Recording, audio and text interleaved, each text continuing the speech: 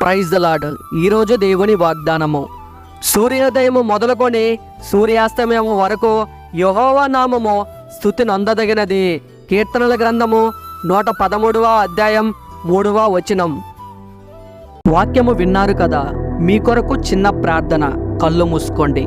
మీరు ప్రార్థనలో అడిగి ఉన్న వాటిని మీరు పొందుకొని ఉన్నారని, అవి మీ జీవితంలో జరిగి ఉన్నాయని నమ్మండి. నమ్ముట నీ వశమైతే నమ్మువానికి సమస్తము సాధ్యమే. ప్రార్థన. సర్వశక్తిగల తండ్రి, ఘనమైన గొప్ప దేవుడా, సకల ఆశీర్వాదాలకు పాత్రుడా, మీ దాసుని ప్రార్థన ఆలకించి ఫలింపు చేస్తారని, అనేకులను మీ పాదాల దగ్గరకు చేర్చుకుంటారని వేడుకుంటున్నాను తండ్రి.